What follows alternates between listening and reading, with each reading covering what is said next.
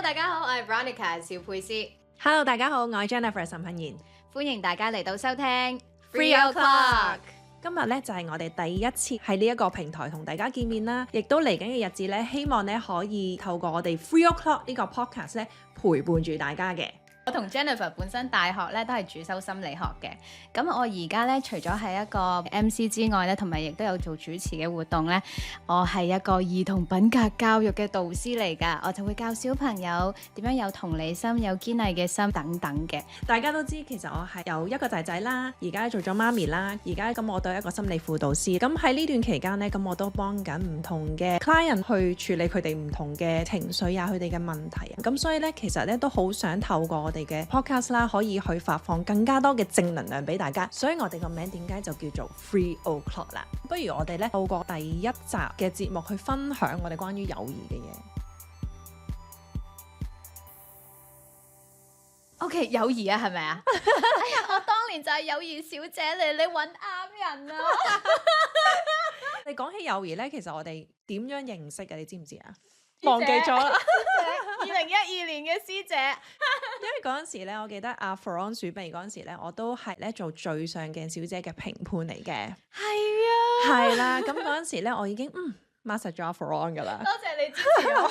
所以其實佢未識我嘅時候咧，我已經喺台下度已經認識佢啦。咁所以我哋就大家又慢慢透過唔同嘅即係節目啦，一齊有做過嘢啦，喺明珠台去拍合作過啦，有拍 Dolce Vita。我認識嘅 Jennifer 係佢不嬲都係好正能量嘅，同埋成日都會好有笑容啦，又好識 present 自己啦，好有禮貌啦。即係以前同而家個形象都係一樣嘅，OK 冇變過嘅。但係因為嗰陣時我哋做嘢就變咗有時認識。可能淨係合作，做完嘢就冇乜點傾偈啦，因為始終都係工作嘅朋友。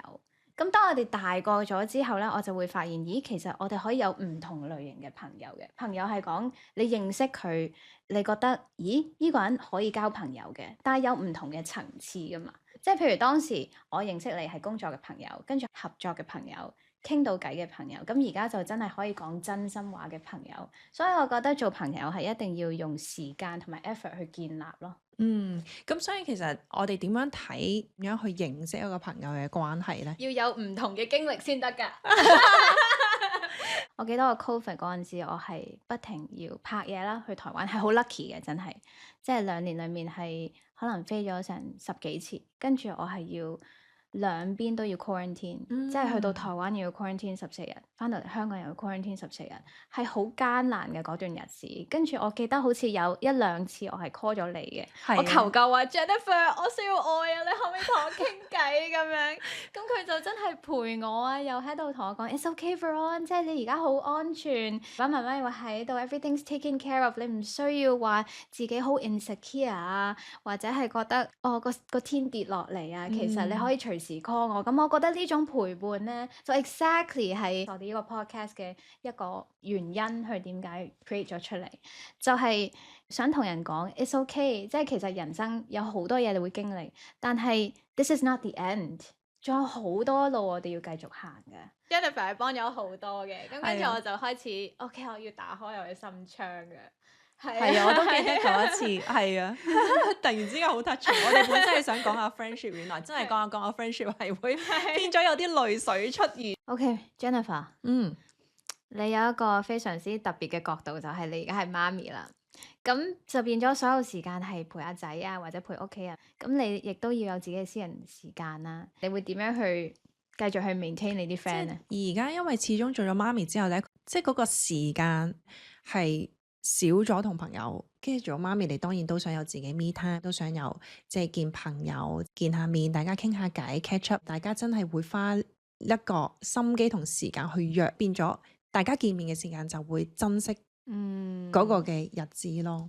但係同時間我好開心，即係有一啲嘅朋友係喺你身邊，佢係不離不棄，亦都有好慶幸，亦都認識咗好多唔同新嘅媽咪啊、朋友啊，或者一啲新嘅人入咗嚟你嘅圈子、你嘅生命裏邊，其實佢繼續都會即係幫緊你啊，即係支持住你啊，守護住你。咁所以我哋時常講要 attract 多啲呢啲嘅正能量，即係只要你有正能量嘅時候，其實你 attract 嘅朋友都會係有正能量喺度咯。有陣時可能人大咗，其實價值觀係真係唔同咗嘅。譬如一個人停留咗喺度嘅時候，即係摩擦咗一段時間都係唔想嘅有一個人，咁你就要自己做抉擇啦。係咯，係啦，因為如果你覺得而家活於而家當下係最舒服嘅你自己，你最 accepting 最 love 自己嘅時候，但係嗰啲朋友係唔接受呢一個你呢，其實你已經進化咗。係啊，所以當我講到呢一個 point 呢，其實就變咗呢。我嘅感覺係人大咗之後啦，其實個朋友圈可能係會少咗好多，或者以前嗰個數量有好多朋友嘅，即係20個、30個朋友，可能而家變咗真係一啲係有 quality 嘅朋友啦，3、4個真心嘅朋友。咁有啲人都會即係介意少咗好多唔同朋友嘅。你呢？你點？會㗎，其實我本身有一段時間好介意少咗朋友。Covid 嗰陣時，我心諗哇，個個都要 FaceTime，即係要用咁多時間去特登揾個 friend 傾偈，又有時差又成。咁好啦，咁就同唔同嘅人傾啦，跟住傾下，咦？呢一啲 friend 好似啱傾啲喎，呢一啲又好似麻麻地，即係你自己會篩選㗎嘛，慢慢。咁跟住當你覺得咦呢一啲係 quality friends。呢一啲係會繼續同我即係可能有啲 project 或者有好多偈傾或者 common interest 嘅，我就會投放多啲時間落去。另外嗰啲可能就間唔中先傾一傾。咁如果佢都係逗留喺嗰個位呢，我自己呢，我就唔會再揾佢噶。我自己係介意少 friend，但係我而家發現人大咗呢，你有唔同層次嘅 friend。OK， 你唔可以要求嗰個 friend 係同你同呢，或者同你諗嘢係 exactly the same，因為大家都係學緊嘢，大家都係覺得咦有意思喎呢個交流，所以先繼續做 friend。Obviously you are my very good friend，OK？咁就我有一啲可能係 acquaintance 啱啱識嘅，咁做嘢啦或者係經過啦，咁咪 say hi，咁亦都可以稱呢啲為hi bye friend 啦，right？跟住第二個 level 咧就會係 OK friendly 嘅 friend，就可以傾下多啲唔同嘅 interest 嘅。即係我會特登都會放一啲能量去撩嗰個人，或者同嗰個人傾下，有啲咩可以一齊玩呢？都係一個試驗嘅階段啦。第三可能就係 OK 開始可以做一個 good friend 咯。咁 good friend 就會特登去約時間啦，特登去了解多啲佢嘅嘢啦。我亦都有一個少少嘅位，我做 friend 呢，我有時係會盡量 please 嗰個 friend 嘅。即係 people pleaser，係我會有少少呢樣嘢，係對於 friend 對於工作嘅關係，我都會有少少嘅。我唔知係咪因為工作上即係我哋成日都要好某一種 image，所以我會特登去對嗰人好啲啊。咁我想問下，咁但係如果你 please 咗人啦，但係對方又唔識得去 please 翻你嘅時候，你嗱，所以咧呢一個係一個交流嚟嘅，即係我特登 please佢，佢會唔會去 please 我咧？咁如果佢冇 effort 咧，咁佢就淨係呢個 good friend 嘅位，佢就冇得進階。Sorry， yeah，because this is how I feel，right？咁跟住就係即係 very good friend 啦，跟住 best friend 啦，咁當然冇永恆嘅朋友啦。即係 you have to be your biggest cheerleader，your best friend，best friend is yourself。所以你一定要好好咁照顧自己，因為只有你最了解你自己嘅情緒，或者你中意嘅嘢，今日需要嘅嘢。呢個好啱啊！即係你講得好好啊！即係呢個係真係我哋最後其實係要係自己 ，yes， 自己就係自己 best friend。Yes。雖然咁樣講啦，即係聽落去好似話係好自私啦，即係或者係覺得最後唔需要朋友啦。如果大家咁聽完就唔需要朋友啦，淨係要愛錫自己。It's a yes and no。咁其實我哋都需要有朋友嘅，即係都有需要有個朋友陪伴，因為有陣時有啲嘅情緒啦，或者一啲嘅問題，你都想有個人去即係陪伴住你。好緊要呢個 point，你可以 ask for help 㗎，你唔需要所有負擔放喺你嘅背脊度㗎。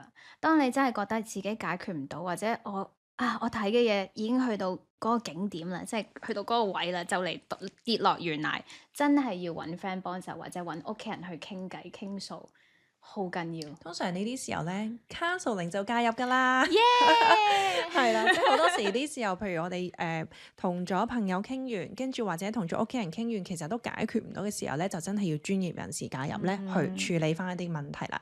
係啦，咁講到話朋友啦，即係啱 Veron 分享完啦。即係我自己嘅朋友圈，我唔知係咪因為我自己有少少職業病，所以我見到人嘅時候咧，我就會好容易會好想了解佢多啲，嗯會想明白佢多啲，即係我好快就會去投入咗佢哋嘅故事啦，或者你會代入佢哋我會個角色好裏面。願意去聆聽佢哋嘅嘢。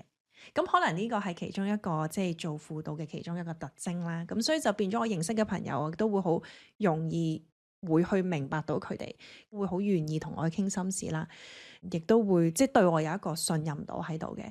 咁所以我去識朋友嘅時間咧，就係好多都真係好真心嘅朋友啦。即係我有個問題，嗱而家即係 technology 咁犀利啦，咁唔單止可以面對面傾偈揾 friend，你咪想講啲你係 AI 講 friend？ AI bot friend 或者一啲 online friend，咁我見而家有好多 app 啦，可能係認識 friend 嘅 app，咁佢有一啲係 anonymous 嘅，即係你唔需要講你嘅名，唔需要有個 profile photo，你只有個共同嘅興趣，咁你就可以交流噶。咁嗰啲係咪真 friend 呢？你會唔會當佢係真 friend 呢？我自己 personally，因為我冇玩過呢啲啦，咁但係我知道其他嘅人其實佢哋係可能一個途徑去發泄或者揾一啲嘅共鳴，咁唔代表唔可以去識朋友咯，係啦，即係可能呢個係睇翻自己個人嘅 preference，中唔中意咁樣嘅 style 去認識朋友啦。即係我自己就唔會喜歡，因為我唔認識啦，即係我真係比較古板少少。咁但係確實係多咗好多人係用咗好多嘅 online app，甚至乎去認識男朋友啦。咁呢個係一個好 common，其實一個好 common 嘅嘢，特別係而家我哋嘅 generation 咁去認識唔同嘅人，我覺得係都係好正常嘅事咯。咁但係頭先你所講嗰樣嘢，安唔安全呢 online 識朋友？我見有啲人真係認識咗幾次，跟住就約出嚟見面喎。其實我都有識咗好多唔同嘅朋友咧，都即係而家已經係變成夫妻啦。其實都係啲好多 online dating 去認識嘅。OK，咁我都幾即係我都感覺都記得，咦都幾 surprise，即係原來係可以 work out 到。咁最終其實佢係一個平台，一個 platform 去俾大家去認識唔同人啫。係啦，咁其實最終都係要好睇自己去點樣去理解對方，唔係話因為嗰個 app 唔好，係佢約出嚟嘅時候，即係個對方係大家係唔係即係同一個嘅理念先，係咪？即係大家係真係適合嘅，係正常嘅。如果有啲朋友係真係 through online dating 嘅話咧，其實最緊要了解咗自己先。即係 before 你去 reach out 去揾個男朋友或者去識朋友先啦嚇，其實最緊要係了解自己，同埋要問清楚自己其實個目的同埋個心態，點解要開始個 online app dating，個 intention 係乜嘢？因為冇錯，我覺得個 intention 係好緊要嘅。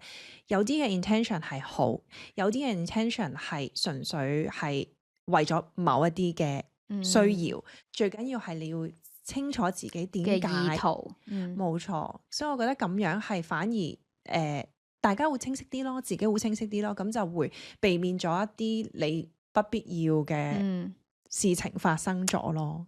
online 嗰啲揾 friend app 我真係未試過，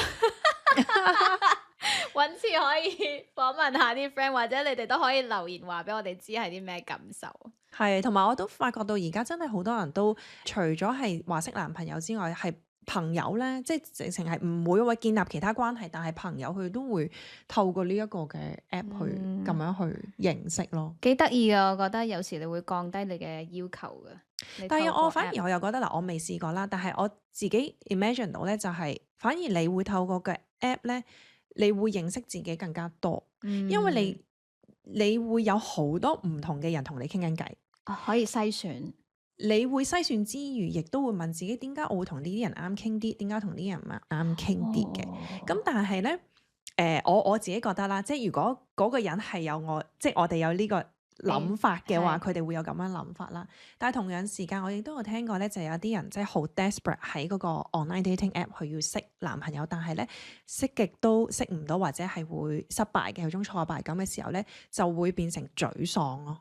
咁就已經係去到一個位係，同埋發泄唔到，因為虛擬咁樣成件事，又未係到虛擬嘅，因為始終你都會真係同嗰個真實嗰個人佢會傾偈咁，佢會答你噶嘛。咁但係有啲人會沉迷咗落去，咁所以我就係講翻就係話一定要問翻自己點解我原先要去咁樣做，同埋要自己要有個底線，同埋要好高 discipline 咯，因為有時你會沉醉咗，咁多唔俾你減喎，咁同埋好似好點樣揀輕易呢？啊，掃嚟係啊，掃去咁樣。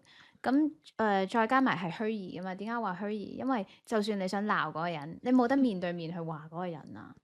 即係可能只能夠係喺嗰個係 message 啊，度去鬧如果佢話嗰個人 gaslight 咯。你、ghost 你咁就完㗎啦。係噶，係啊，所以都要，我覺得反而係嗰個心理狀態，其實係要比較強先好去真係去入咗呢一個嘅或者有一個 dating 時 app。間限制俾自己咯。嗯，即係譬如我今日淨係會玩呢個 app 2個鐘，多過2個鐘咧，我個電話就會嗶嗶嗶話俾我聽話鎖咗佢，唔冇得用㗎啦咁樣。不過通常好多人咧，即係最初都會即係有啲沉迷嘅，因為好玩啊嘛。唔得啊，真係要自我管制多啲，同埋要抽離翻。仲有你講嗰個意圖，你 set 嗰個意圖好緊要。係啊，個 intention，我反而覺得個 intention 係好緊要。OK，got it。好啦，咁講到點樣去即係保持好嘅友誼嘅關係啦。保持好嘅友誼關係，你覺得自己點樣保持好嘅友誼關係？哇！我有一個 friend 咧，真係識咗好耐啊，幼稚園識到而家。我哋細個嗰陣時係攬頭攬頸嘅，我仲有嗰張相好得意。咁但係當然啦，我哋亦都會有一啲拗撬啦，尤其是係青少年嘅時候。咁我當時係發脾氣嘅，發脾氣點解咧？我個 friend 特登去到加拿大去陪我啦，summer camp 咁樣啦，咁我哋 best friend 一齊做唔同嘅嘢啦。咁我就經常發佢脾氣，點解依個人成日都要黐住我？依個人越嚟越認識我，我就開始驚啦。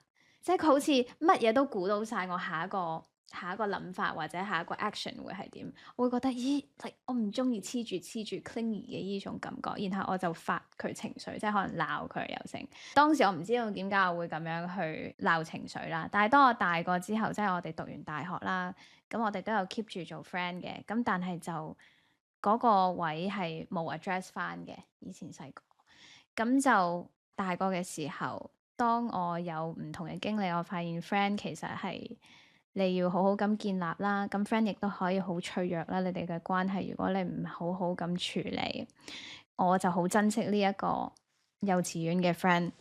我就同佢講，知道做錯咗。係啊，但係我當時唔知道點解做錯咗㗎，我就咁鬧情緒，你唔好搞我啦，嗰啲咁嘅嘢，你去玩啦，你自己去玩啦，唔好黐住我啦。跟住最後咧，咁我就同佢講，you know what？當時嗰一個夏天，你咪嚟陪我嘅，即係當你係我 friend，你咪嚟陪我，跟住我哋又玩 camp 啊，又去水族館又成，我咪發脾氣嘅。佢話係啊，我知。跟住我話其實唔關你事噶，其實完全係我自己唔知失驚無神咁樣喺度唔開心，發咗喺你度。跟住佢即刻流眼淚啊！可能佢等咗你講，我一直以為係我做錯咗啲咩啊？佢話多謝你同我講，因為我一生都好覺得點解我哋去到嗰個位咁遺憾地會有呢個咁嘅 fight。咁你嗰次隔咗幾耐你先同佢講？成20年啊！哇！咁呢個 friend 真係真心朋友，佢真係等咗你好耐講呢句嘢。我知啊，但係我係嗰下我先記得啊，因為我珍惜啊。當人哋冇咗一樣嘢一段時間，或者係覺得咦，但係你都等咗好似有嘢20年衝破唔到，咁就係啦嗱，我都好長情㗎，我又會諗翻起呢啲嘢。咁我覺得係要做嘅，即係如果有一啲嘢你做 friend 嘅，你做錯咗，或者你唔小心講咗一啲嘢，令到佢唔舒服，你係要 say 翻 sorry，like right away。所以真係唔好有任何遺憾咯，同埋真係如果知道自己係有嘢做得唔啱嘅，都去揾一個機會同埋方法去表達翻，去保持翻呢個關係。雖然可能對方未必會原諒，咁但係好慶幸啦，你朋友原諒咗你啦。而家我哋仲係好好嘅朋友。係啊，咁但係如果真係唔原諒嘅話，咁 at least 有呢個機會去講翻俾大家知道，其實我當時有咁樣嘅情況 sorry 啊。因為有時我覺得真係一句嘅 sorry 或者去清晰翻嗰件事咧，係真係爭好遠，即係肯講出嚟。好緊要，同埋肯認錯啊，反而係我覺得係。如果唔係一直嗰個矛盾會繼續好深好深，見唔到。但係你知好多人都要面子噶嘛。但係 sorry 一句好容易講嘅，即係當然你唔好話隨時對於 sorry 你同我嚟講，Okay 於好多人嚟講，其實 sorry 係一個幾難講嘅嘢。但係呢個係一個好值得探討嘅 topic 嚟，我哋可以有機會，我哋可以講下呢一個嘅 topic。其實咧，友誼啊 friendship 咧係真係雙向嘅，即係你點樣對人啦，人哋又點樣對你啦。咁所以有時自己咧都要去 reflect 下自己。係啊，我覺得係互相嘅咯。你俾乜嘢人哋，你要去觀察下值唔值得。